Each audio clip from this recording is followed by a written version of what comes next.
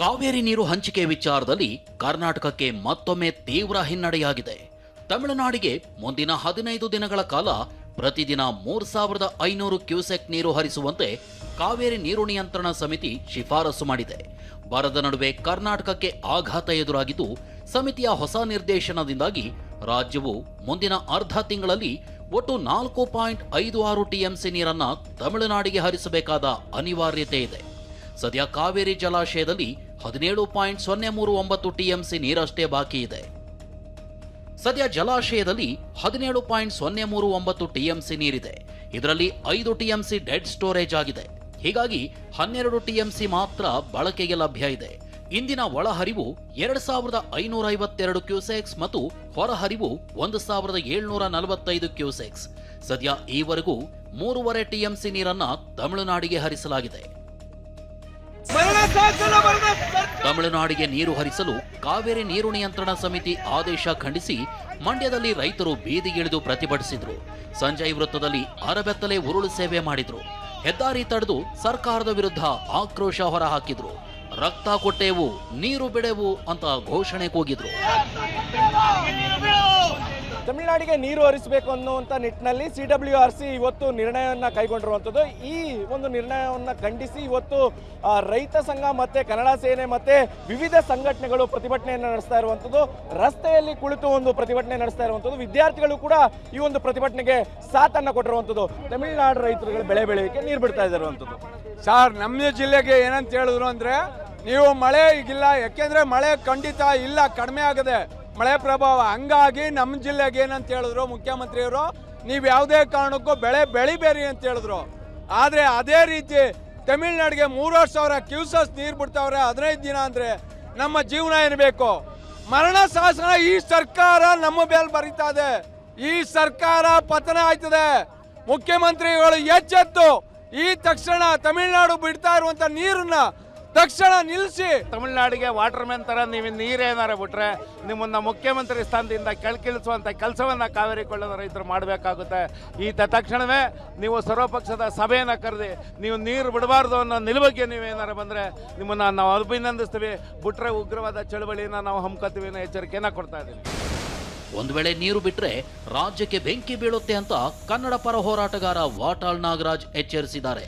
ನೀರು ಬಿಟ್ರೆ ಕ್ರಾಂತಿ ಆಗಲಿದೆ ಅಂತ ಕರವೇ ಕೂಡ ಎಚ್ಚರಿಕೆ ನೀಡಿದೆ.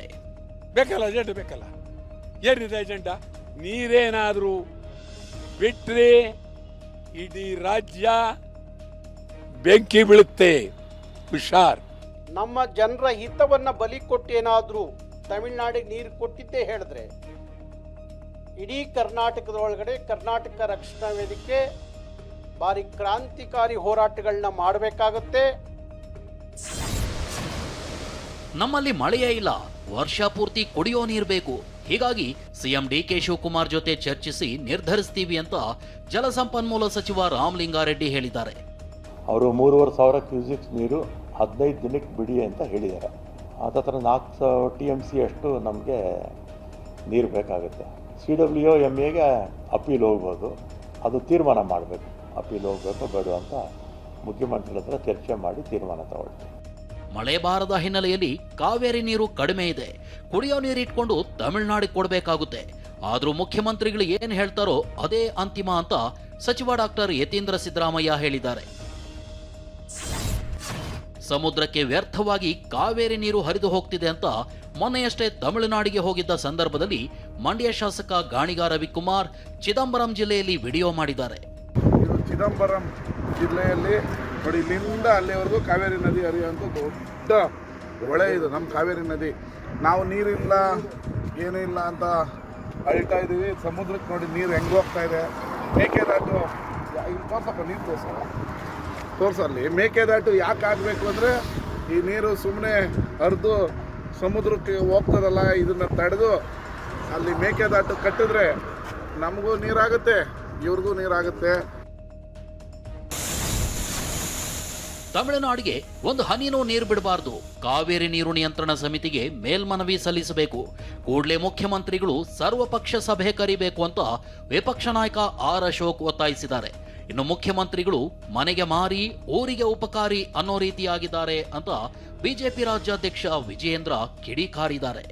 ಕೂಡಲೇ ಸರ್ವಪಕ್ಷದ ಸಭೆಯನ್ನು ಕರಿಬೇಕು, ಎಕ್ಸ್ಪ್ಲೈನ್ ಮಾಡಬೇಕು, ಯಾಕೆ ಫೇಲ್ ಆದ್ರಿ ಅನ್ನೋದನ್ನ ಎಕ್ಸ್ಪ್ಲೈನ್ ಮಾಡಬೇಕು, ಮುಂದೆ ಏನು ಕ್ರಮ ತೆಗೆದುಕೊಳ್ತೀರಿ ಅನ್ನೋದ್ರ ಬಗ್ಗೆನೂ ಕೂಡ ಆ ಸಭೆಯಲ್ಲಿ ಚರ್ಚೆ ಮಾಡಬೇಕು. ಕೂಡಲೇ ನೀರನ್ನು ಬಿಡದೆ ಪ್ರಾಧಿಕಾರದ ಮುಂದೆ ಮತ್ತೆ ಮನವಿ ಅಪೀಲನ್ನು ಕೂಡಲೇ ಹಾಕಬೇಕು.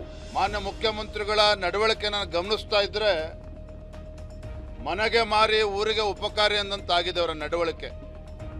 ಮನೆಗೆ ಮಾರಿ ಊರಿಗೆ ಉಪಕಾರಿ ಎಂದಂಗೆ ಆಗಿದೆ. ಯಾಕೆಂತ ಹೇಳಿದ್ರೆ ಇವತ್ತು ನಮ್ಮ ಈ ಭಾಗದ ರೈತರಿಗೆ ದನ ಕರುಗಳಿಗೂ ಕೂಡ ಕುಡಿಯೋಕ್ಕೆ ನೀರು ಸಿಗ್ತಾ ಇಲ್ಲ ಅಂತ ಪರಿಸ್ಥಿತಿ ಇದೆ. 14 ವರ್ಷಗಳ ಬಳಿಕ ಮತ್ತೆ ಕಾವೇರಿ ನೀರಿನ ವಿಚಾರವಾಗಿ ಕರ್ನಾಟಕ ಮತ್ತು ತಮಿಳುನಾಡು ನಡುವೆ ಮಾತುಕತೆ ನಡೆಯುವ ಸಾಧ್ಯತೆಗಳಿವೆ. ಆಗಸ್ಟ್ 3ರಂದು ತಮಿಳುನಾಡು ಸಿಎಂ ವಿಜಯ್ ಜೊತೆ ಕರ್ನಾಟಕ ಸಿಎಂ ಡಿಕೆ ಶಿವಕುಮಾರ್ ಮಾತುಕತೆ ನಡೆಸಲಿದ್ದಾರೆ. ವಿಧಾನಸೌಧದ ಸಮ್ಮೇಳನ ಸಭಾಂಗಣದಲ್ಲಿ ಈ ಮಹತ್ವದ ಸಭೆ ನಡೆಯಲಿದ್ದು, ಮೀಟಿಂಗ್ ಆಗಿ ಸಭಾಂಗಣದಲ್ಲಿ ಸಿದ್ಧತೆ ಕಾರ್ಯ ನಡೆಯುತ್ತಿದೆ. ಉಭಯ ರಾಜ್ಯಗಳ ಮುಖ್ಯಮಂತ್ರಿಗಳು ಆಗಸ್ಟ್ 3ರಂದು ಕಾವೇರಿ ನೀರು ಹಂಚಿಕೆ ವಿಚಾರವಾಗಿ ಮಾತುಕತೆ ನಡೆಸಲಿದ್ದು, ಈ ಸಭೆಯಲ್ಲಿ ಮೇಕೆದಾಟುವಿನಲ್ಲಿ ಕಾವೇರಿ ನದಿಗೆ ಅಣೆಕಟ್ಟು ನಿರ್ಮಿಸುವ ಪ್ರಸ್ತಾವನೆಯು ಚರ್ಚೆಗೆ ಬರಲಿದೆ. ಇನ್ನು ಮತ್ತಿತರ ನದಿ ನೀರು ಹಂಚಿಕೆ ವಿಷಯಗಳ ಕುರಿತು ದ್ವಿಪಕ್ಷೀಯ ಮಾತುಕತೆ ನಡೆಯಲಿದೆ. ಮೇಕೆದಾಟು ಯೋಜನೆ ವಿಚಾರವಾಗಿಯೂ ತಮಿಳುನಾಡು ಸಿಎಂ ವಿಜಯ್ ಖ್ಯಾತೆ ತೆಗೆದಿದ್ದಾರೆ. ಮೇಕೆದಾಟು ಯೋಜನೆಗೆ ಕೆಳಪಾತ್ರದ ರಾಜ್ಯಗಳ ಒಪ್ಪಿಗೆ ಅಗತ್ಯವಿಲ್ಲ ಅಂತ ಜಲಶಕ್ತಿ ಸಚಿವರು ರಾಜ್ಯಸಭೆಯಲ್ಲಿ ಉತ್ತರ ನೀಡಿದ್ರು. ಇದಕ್ಕೆ ಪ್ರತಿಯಾಗಿ ಸಿಎಂ ವಿಜಯ್ ಪ್ರಧಾನಿ ನರೇಂದ್ರ ಮೋದಿಗೆ ಪತ್ರ ಬರೆದಿದ್ದಾರೆ. ಕೆಳಪಾತ್ರದ ರಾಜ್ಯಗಳ ಹಕ್ಕು ರಕ್ಷಿಸುವಂತೆ ಮೋದಿಗೆ ಪತ್ರದ ಮೂಲಕ ಆಗ್ರಹಿಸಿದ್ದಾರೆ. ಮೇಕೆದಾಟು ಯೋಜನೆಗೆ ನೆರೆ ರಾಜ್ಯಗಳ ಒಪ್ಪಿಗೆ ಬೇಕಿಲ್ಲ ಎಂದ ಕೇಂದ್ರ ಜಲಶಕ್ತಿ ಸಚಿವಾಲಯದ ಉತ್ತರಕ್ಕೆ ತಮಿಳುನಾಡು ಸಂಸದರು ಆಕ್ಷೇಪ ಎತ್ತಿದ್ದಾರೆ. ಮೇಕೆದಾಟು ಯೋಜನೆ ಕುರಿತು ಕೇಂದ್ರದ ಹೇಳಿಕೆಗೆ ತಮಿಳುನಾಡು ಆಕ್ಷೇಪ ವ್ಯಕ್ತಪಡಿಸಿದ್ದು, ಈ ಬಗ್ಗೆ ಲೋಕಸಭೆಯಲ್ಲಿ ಚರ್ಚೆಗೆ ಅವಕಾಶ ಕೋರಿ ತಮಿಳುನಾಡು ಕಾಂಗ್ರೆಸ್ ಸಂಸದ ಮಾಣಿಕಂ ಟಾಗೋರ್ ನೋಟಿಸ್ ನೀಡಿದ್ದಾರೆ.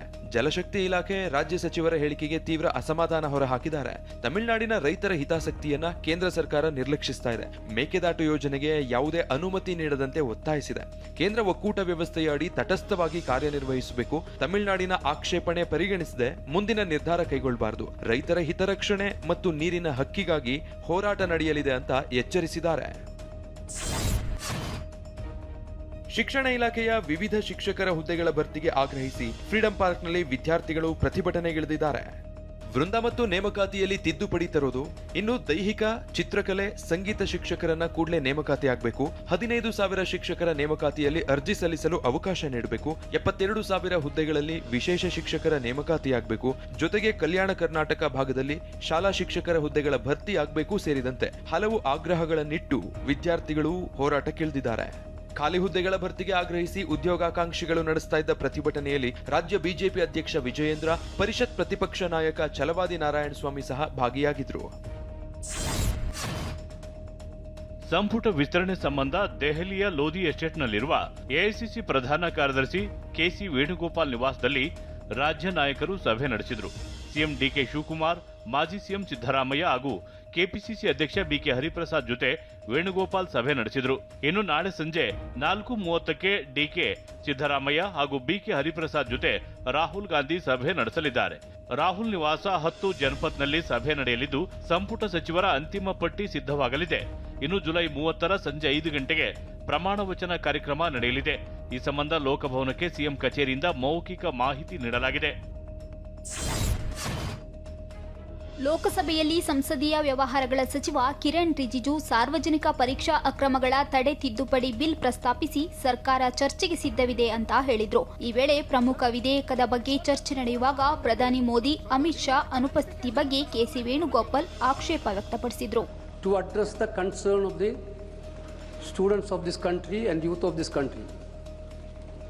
Such an important bill, Honorable Prime Minister is not there, Home Minister is not there.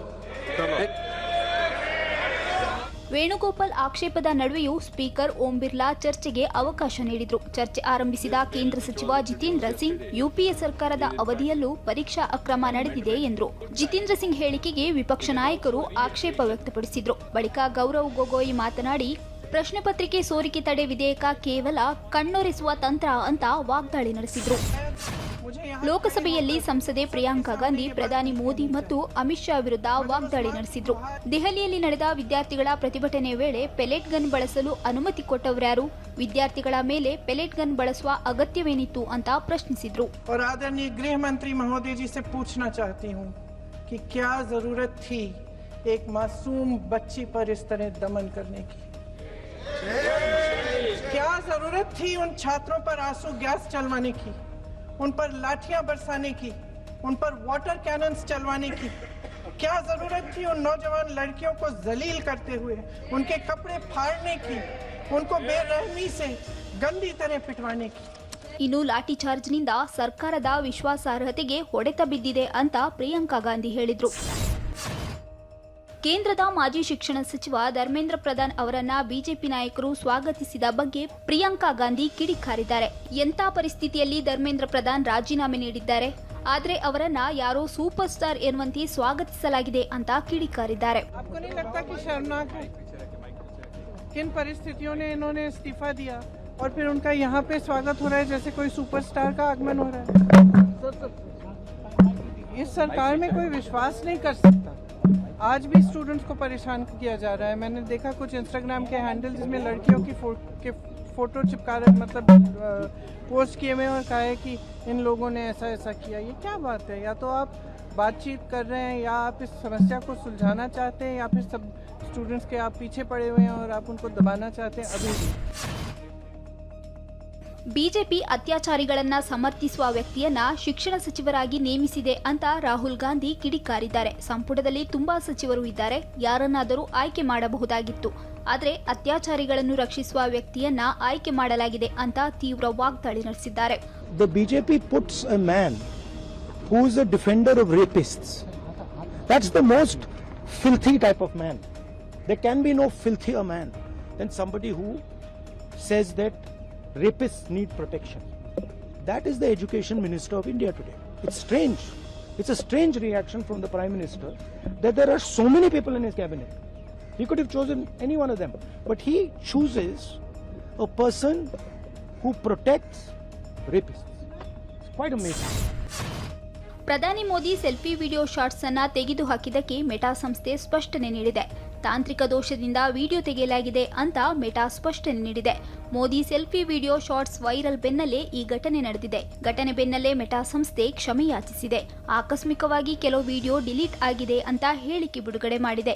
ಕ್ಷಮೆಯಾಚನೆ ಬಳಿಕ ಪ್ರಧಾನಿ ವಿಡಿಯೋ ಪುನಃ ಫೇಸ್ಬುಕ್ನಲ್ಲಿ ಲಭ್ಯವಾಗಿದೆ. ಘಟನೆಯನ್ನ ಗಂಭೀರವಾಗಿ ಪರಿಗಣಿಸಿರುವ ಕೇಂದ್ರ ಸರ್ಕಾರ ಮೆಟಾ ಸಂಸ್ಥೆಯ ಅಧಿಕಾರಿಗಳಿಗೆ ಸಮನ್ಸ್ ನೀಡುವ ಸಾಧ್ಯತೆ ಇದೆ.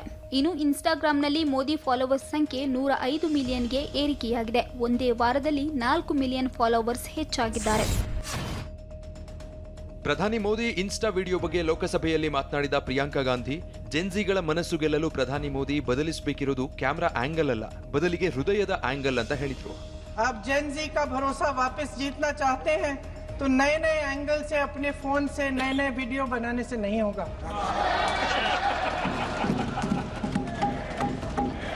प्रधानमंत्री जी को कैमरे का एंगल नहीं, दिल का एंगल बदलना पड़ेगा. ये जेनरेशन जागरूक है, समझता है, झूठ पहचानने की उसकी अपार क्षमता है. इनका दिल और दिमाग जीतने के लिए आपको सच्चाई पर उतरना पड़ेगा. ನೀಟ್ ಪೇಪರ್ ಸೋರಿಕೆ ಖಂಡಿಸಿ ದೇಶದಾದ್ಯಂತ ನಡೆದ ಪ್ರತಿಭಟನೆ ವೇಳೆ 100 ಪ್ರತಿಭಟನಾಕಾರರನ್ನ ಬಂಧಿಸಲಾಗಿತ್ತು. ಈ ಸಂಬಂಧ ಮಹತ್ವದ ಆದೇಶ ಹೊರಡಿಸಿದ ಸುಪ್ರೀಂ ಕೋರ್ಟ್ ಕ್ರಿಮಿನಲ್ ಹಿನ್ನೆಲೆ ಇಲ್ಲದವರನ್ನ ಬಿಡುಗಡೆ ಮಾಡುವಂತೆ ಹೇಳಿದೆ. ಪಶ್ಚಿಮ ಬಂಗಾಳ, ಬಿಹಾರ, ಮಹಾರಾಷ್ಟ್ರ, ಯುಪಿ, ದೆಹಲಿ, ಅಸ್ಸಾಂ ರಾಜ್ಯಗಳ ಪೊಲೀಸರಿಗೆ ಸುಪ್ರೀಂ ಕೋರ್ಟ್ ನೋಟಿಸ್ ನೀಡಿದೆ. ಇನ್ನು ನಿಷ್ಪಕ್ಷಪಾತ ತನಿಖೆಗೆ ಎಸ್ಐಟಿ ರಚಿಸುವುದಾಗಿ ಸುಪ್ರೀಂ ಕೋರ್ಟ್ ತಿಳಿಸಿದೆ. ಪ್ರತಿಭಟನೆ ವೇಳೆ ಹಿಂಸಾಚಾರಕ್ಕೆ ಪ್ರಚೋದನೆ ನೀಡಿದವರು ಯಾರು ಮತ್ತು ಪರಿಸ್ಥಿತಿ ವಿಕೋಪಕ್ಕೆ ಹೋಗಲು ಕಾರಣವೇನು ಅನ್ನೋದನ್ನ ಎಸ್ಐಟಿ ಕೂಲಂಕುಷವಾಗಿ ತನಿಖೆ ನಡೆಸಲಿದೆ. ಹಿಂಸೆಗೆ ಕಾರಣರಾದ ನಿಜವಾದ ತಪ್ಪಿತಸ್ಥರನ್ನ ಪತ್ತೆ ಹಚ್ಚೋದು ಮತ್ತು ಅಮಾಯಕ ವಿದ್ಯಾರ್ಥಿಗಳಿಗೆ ಅನ್ಯಾಯವಾಗದಂತೆ ನೋಡಿಕೊಳ್ಳೋದು ಈ ತನಿಖೆಯ ಮುಖ್ಯ ಉದ್ದೇಶವಾಗಿದೆ. ಧರಣಿ ನಿರತ ವಿದ್ಯಾರ್ಥಿಗಳ ಮೇಲೆ ಪೊಲೀಸ್ ದೌರ್ಜನ್ಯ ಪ್ರಕರಣ ಸಂಬಂಧ ಸುಪ್ರೀಂ ಕೋರ್ಟ್ 5 ಪ್ರಮುಖ ನಿರ್ದೇಶನಗಳನ್ನು ನೀಡಿದೆ. ಸಿಸಿಟಿವಿ, ಡ್ರೋನ್, ಬಾಡಿ ಕ್ಯಾಮೆರಾ ಹಾಗೂ ವೈರ್ಲೆಸ್ ಸಂವಹನ ದಾಖಲೆಗಳನ್ನು ಭದ್ರವಾಗಿ ಕಾಯ್ದಿರಿಸಬೇಕು. ಸಂಗ್ರಹಿಸಿದ ಪ್ರತಿಭಟನಾಕಾರರ ಡಿಜಿಟಲ್ ಡೇಟಾವನ್ನು ಗೌಪ್ಯವಾಗಿಡಬೇಕು, ಬಹಿರಂಗಪಡಿಸಬಾರದು. ಯಾವುದೇ ಪ್ರತಿಭಟನಾಕಾರರ ವೈಯಕ್ತಿಕ ಮಾಹಿತಿ ಅಥವಾ ವಿವರಗಳನ್ನು ಸಾರ್ವಜನಿಕವಾಗಿ ಪ್ರಕಟಿಸುವಂತಿಲ್ಲ. ಪ್ರತಿಭಟನಾ ನಿರತ ವಿದ್ಯಾರ್ಥಿಗಳ ವಿರುದ್ಧ ಯಾವುದೇ ಬಲವಂತದ ಅಥವಾ ಕಠಿಣ ಕ್ರಮ ಕೈಗೊಳ್ಳಬಾರದು. ಆದರೆ ಕ್ರಿಮಿನಲ್ ಹಿನ್ನೆಲೆಯುಳ್ಳವರಿಗೆ ಇದು ಅನ್ವಯಿಸುವುದಿಲ್ಲ. ಇನ್ನು ಬಂಧಿತರಾಗಿರುವ 18 ವರ್ಷಕ್ಕಿಂತ ಕಡಿಮೆ ವಯಸ್ಸಿನ ಎಲ್ಲ ಅಪ್ರಾಪ್ತರನ್ನ ತಕ್ಷಣವೇ ಬಿಡುಗಡೆ ಮಾಡಬೇಕು ಅಂತ ಮಧ್ಯಂತರ ಆದೇಶ ನೀಡಿದೆ. 10,000. Yeah? For what? Where? Oh yeah. Should I give the police complaint? Why the asking me? Who the I'm recording. I'm gonna post this. 10,000 ಕೊಡ್ತೀನಿ ಬಾ ಅಂತ ರಸ್ತೆಯಲ್ಲಿ ಕ್ಯಾಬ್ಗೆ ಕಾಯ್ತಿದ್ದ ಯುವತಿಗೆ ಕಿರುಕುಳ ನೀಡಿದ ಕಾಮಿಯಾ ಬಂಧನವಾಗಿದೆ. ಯುವತಿ ವಿಡಿಯೋ ಸಮೇತ ನೀಡಿದ್ದ ದೂರು ಆಧರಿಸಿ ಆರೋಪಿ ವಿಜಯ್ ರಾಘವ್ನನ್ನ ರಾಮಮೂರ್ತಿನಗರ ಪೊಲೀಸರು ಅರೆಸ್ಟ್ ಮಾಡಿದ್ದಾರೆ. ಬೈಕ್ ನಂಬರ್ ಆಧರಿಸಿ ಹಣ್ಣಿನ ವ್ಯಾಪಾರ ಮಾಡಿಕೊಂಡಿದ್ದ ಆರೋಪಿ ವಿಜಯ್ ರಾಘವ್ನನ್ನ ಬಂಧಿಸಲಾಗಿದೆ. 10,000. Yeah? For what? Where? Oh yeah. Should I give the police complaint?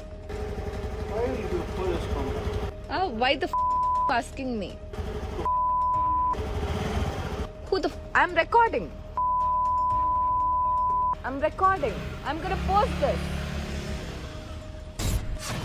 Shirdi ಸಾಯಿಬಾಬನಿಗೆ ಭಕ್ತರೊಬ್ಬರು 1 ಕೋಟಿ ಮೌಲ್ಯದ ಬಂಗಾರದ ಕಿರೀಟವನ್ನ ಅರ್ಪಿಸಿದ್ದಾರೆ. ಗುರುಪೂರ್ಣಿಮೆ ನಿಮಿತ್ತವಾಗಿ ಆಂಧ್ರಪ್ರದೇಶದ ಮಲ್ಲಾಡಿ ಶ್ರೀನಿವಾಸ್ ರಾವ್ ಅನ್ನೋರು 642 ಗ್ರಾಂನಿಂದ ತಯಾರಿಸಲಾದ ಚಿನ್ನದ ಕಿರೀಟವನ್ನ ಗುರುದಕ್ಷಿಣೆಯ ರೂಪದಲ್ಲಿ ಶಿರಡಿ ಸಾಯಿಬಾಬರಿಗೆ ಅರ್ಪಿಸಿದ್ದಾರೆ. ಕಾಮನ್ವೆಲ್ತ್ ಕ್ರೀಡಾಕೂಟದಲ್ಲಿ ಭಾರತದ ಪದಕ ಬೇಟೆ ಮುಂದುವರೆದಿದೆ. ಇವರೆಗೂ ಭಾರತ 2 ಚಿನ್ನದ ಪದಕ, 5 ಬೆಳ್ಳಿ, 3 ಕಂಚು ಸೇರಿ ಒಟ್ಟು 10 ಪದಕಕ್ಕೆ ಮುತ್ತಿಟ್ಟಿದೆ. ಗುಂಡು ಎಸೆತದಲ್ಲಿ ಪ್ಯಾರಾ ಅಥ್ಲೀಟ್ ಶರ್ಮಿಳಾ ಚಿನ್ನ ಗೆದ್ದು ಬೀಗಿದ್ದಾರೆ. ಹಾಗೆಯೇ ಮೈಸೂರು ಜಿಲ್ಲೆ ಕೆಆರ್ ನಗರ ತಾಲೂಕಿನ ಕಂಚುಗಾರಕೊಪ್ಪಲು ಗ್ರಾಮದ ಶಿಲ್ಪಾ ಕಂಚಿನ ಪದಕ ಗೆದ್ದಿದ್ದಾರೆ. ಸಿಎಂ ಡಿಕೆ ಶಿವಕುಮಾರ್ ಕ್ರೀಡಾಪಟುಗಳ ಸಾಧನೆಯನ್ನ ಕೊಂಡಾಡಿ ಅಭಿನಂದನೆ ತಿಳಿಸಿದ್ದಾರೆ. ಇನ್ನು ಇಲ್ಲಿಯವರೆಗೆ ನಡೆದ ಪಂದ್ಯಗಳಲ್ಲಿ ಆಸ್ಟ್ರೇಲಿಯಾ 27 ಚಿನ್ನ, 13 ಬೆಳ್ಳಿ, 20 ಕಂಚು ಗೆದ್ದು ಒಟ್ಟು 60 ಪದಕಗಳೊಂದಿಗೆ ಮೊದಲ ಸ್ಥಾನದಲ್ಲಿದೆ. ಇಂಗ್ಲೆಂಡ್ 10 ಚಿನ್ನ, 15 ಬೆಳ್ಳಿ, 11 ಕಂಚು ಗೆದ್ದು ಒಟ್ಟು 36 ಪದಕಗಳೊಂದಿಗೆ ಎರಡನೆಯ ಸ್ಥಾನದಲ್ಲಿದೆ. ಇನ್ನು ಸ್ಕಾಟ್ಲೆಂಡ್ 6 ಚಿನ್ನ, 4 ಬೆಳ್ಳಿ ಗೆದ್ದು 3 ಪದಕಗಳೊಂದಿಗೆ ಮೂರನೇ ಸ್ಥಾನದಲ್ಲಿದೆ. ಇನ್ನು ಭಾರತ 2 ಚಿನ್ನ, 5 ಬೆಳ್ಳಿ, 3 ಕಂಚು ಸೇರಿ 10 ಪದಕಗಳನ್ನ ಗೆದ್ದಿದೆ.